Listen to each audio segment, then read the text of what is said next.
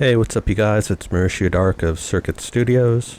Welcome back to another episode of Rune Fencer Illyia, the demo, Road to 100% completion. So you may be wondering why I'm starting off here by the bench next to the cat instead of at the shrine.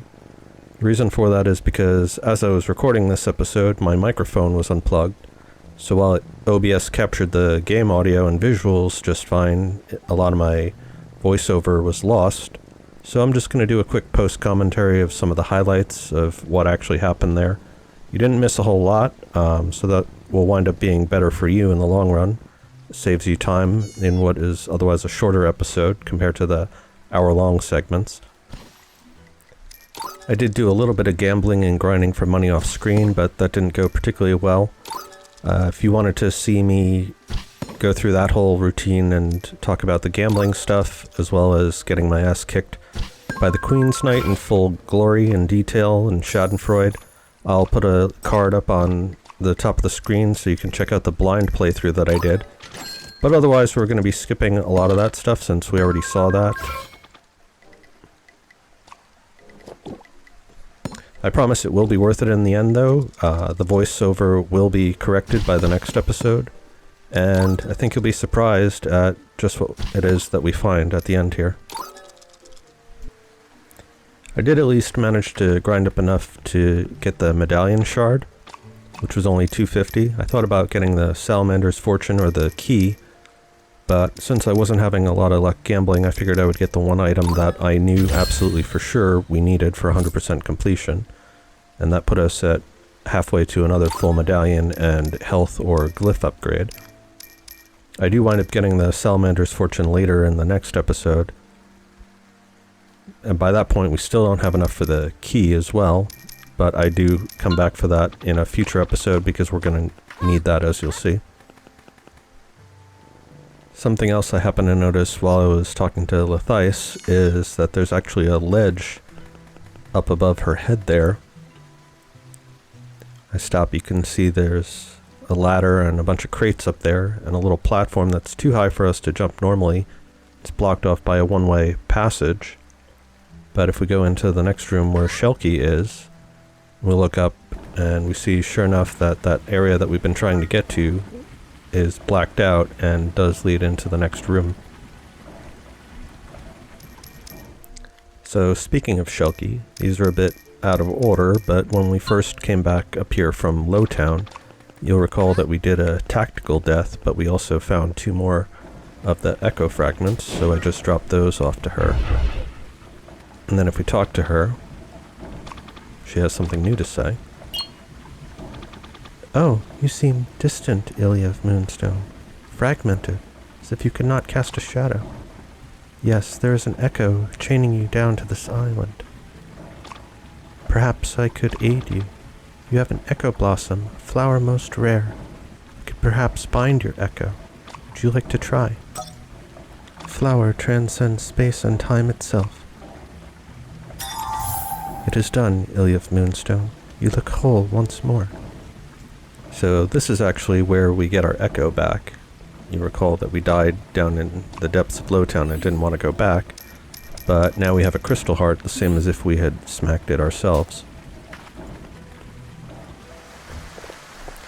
Next up, if we go to the left of where the one-way elevator is, you may recall I held onto the whip for a very particular reason. Here you see I actually performed that trick I was talking about, the slide and jump, to get onto this upper area that we've been trying so hard to get to. Turns out that Chia and Rathiu are not here, but there is something of interest over here, as you'll see in a minute. So we're back in the hero's grave, and we have here a second Mender's Medallion shard. So we're halfway to completing one of those. I don't know if there are enough to complete a full one in the demo, but it was definitely worth it to come here. I'm just checking out this bulbous looking plant thing here, which seems very obviously a trap, and sure enough it turns out to be one. This is a very dangerous area filled with lots of spikes. In fact, if you look over to the left here, you'll notice that we need the space rune and the double jump to even get out of that pit there. The only other way, of course, is to die to the spikes. So just a little bit of good game design and self-awareness on the part of the devs there, putting that in case you accidentally fall in, you're not soft-locked. Here I just try and test out to make sure that it definitely is a trap. This little bomb flower drops down and continuously respawns. There's definitely more going that way, but we can't get to that until the full release, so I just wind up going back the other way. Back in the main room, I just wind up calling the elevator to go back up because there's nothing else for us here.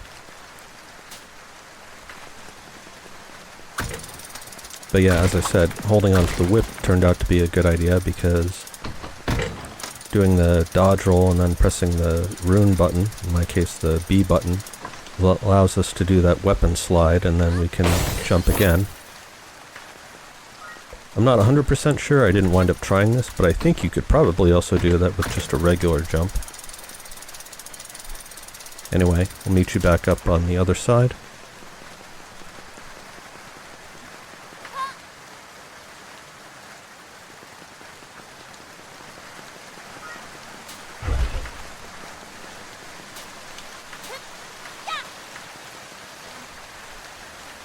In terms of other secret areas that I discovered, if we go above where Arlen is blacksmithing, we look up, we see that there's a drop down and a little hidden room there. There's a rope suggesting that we could potentially climb up there if we had the space rune to be able to do the double jump and climb on the walls. But unfortunately we can't get there, and I don't know where that leads from above, so we're just going to have to continue on from there. Before we go off and face the Queen's Night again, I decide to stop over in at Russell's and do a little bit more cooking, seeing if I can come up with any new recipe unlocks. I tried to make apple pie, but that winds up turning out to not be the correct recipe for it, if indeed that even is a recipe. I think I might have probably had to use milk or something. So I pretty much just stick to what we already know works, which is the boschiali pasta, which gives us a lot of extra health. I'll wind up using that later.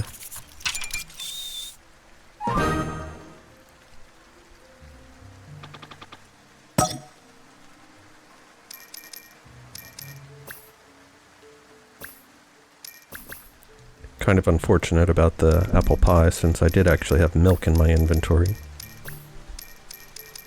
Also trying to see if I can finally do something with these shaka nuts that's worth a damn, but turns out no. Just for shits and giggles, I decided, what would happen if I tried to cook 4 things of salt? You would think that would result in a failed experiment, but actually it turns out to be quite surprising in that it's actually a viable dish, much to the chagrin of nutritionists everywhere. And then finally, using up the last of the ingredients I have, I thought about, okay, well, what would actually make diegetic sense and intuitive sense, which is salted meat. But it turns out that's actually what results in a failed experiment. And then, last but not least, we have the Queen's Night boss fight, of course, which I died several times to her. I did manage to get behind her for some good hits there, but all in all, it was mostly a struggle with just lots of stupid deaths and failure. So I'll just cut that out and wind up showing you the final fight instead. So for this, I wound up using the boschiali pasta to give us some extra health, and I also wound up equipping the Swift Strike rune, which gives us extra damage when we riposte, which seems to be one of the most effective strategies against her, is just dodge out of the way and then hit her from behind. I think part of the reason why I was having such issues before is, even though I'd beaten her twice already, she's still not that easy, and I, in my hubris, was just trying to be fancy and killing her with the arcane katana, because I thought that would be a lot cooler since we've already seen this fight already.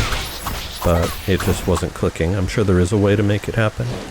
One thing that's interesting I did note is that when Illyia actually does a combo with the arcane katana, she'll clack the sword into its sheath in a sort of anime style where the enemy will take damage upon completing that action.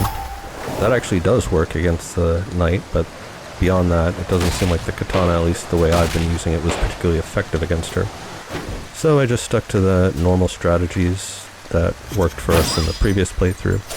Again, if you want to see all the gory details of that, including my first attempt at beating her, my second attempt at beating her, I'll link the card to that in the top of the video here. I also had the arrogance to think that maybe I could do a damageless run on her, like I had already done on 2 of the bosses up to this point already, but that clearly wasn't going to happen in this playthrough. I do want to emphasize that, you know, even though she telegraphs her attacks, and even though it's theoretically possible to do it damageless, you know, I'm not a Hollow Knight speedrunner, I don't have a lot of experience with Metroidvanias, and all in all, this is still a very difficult boss fight nonetheless. People weren't joking when they said it's Souls-like difficulty. Trying again to be fancy, spear versus spear. Taking more stupid damage that I don't need to.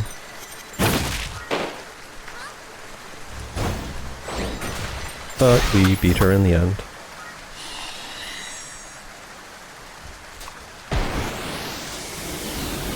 Jump for joy, because, again, that's really intense and my heart is pounding the entire time trying to do it, even though I know I've already done it. It's one thing to not know that you can do it, it's another to be aware that you've done it at least once before, and that it's possible. And that if you've done it once, you can do it again and again and again.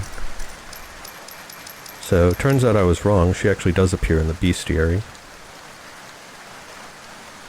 An undead knight tasked with guarding the Raindrop Sanctuary. Attacks swiftly and gracefully with a long-hooked spear unique to the Queen's Guard. The Queen's Guard were an order of female knights tasked with guarding Sumia, Queen of Ethos. Upon the Queen's untimely demise, the order continued to protect the places dearest to her, even after the fall of the kingdom and the knights themselves fell to blight. They stand undeterred forever, loyal to their beloved queen.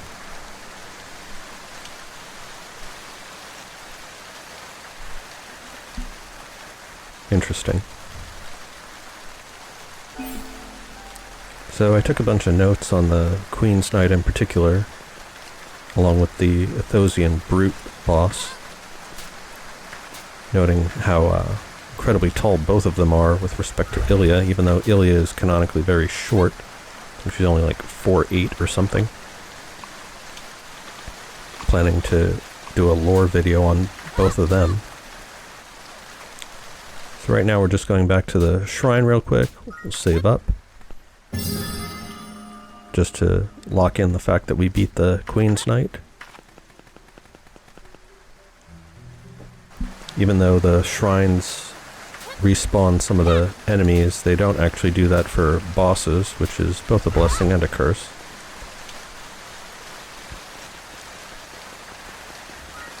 So if we go through here, that'll be the end of the vanilla demo, which we already saw in the last playthrough. But hopefully, with any luck, we have everything that we need.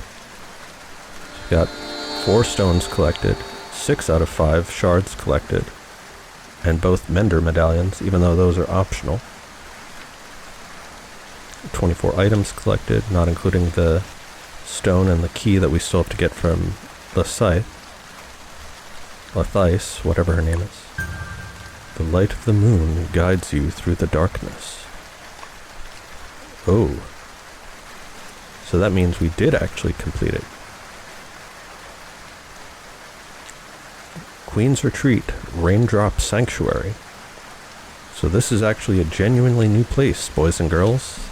And this is the bonus area. The last section of the demo, which will have a bonus boss as well, I'm told. But we're going to tackle that in the next section. So again, sorry about the quality of this video. In the next episode, it's definitely fixed. But if you like that episode, if you're enjoying my playthrough of this, make sure you give a like, share, subscribe to follow for more.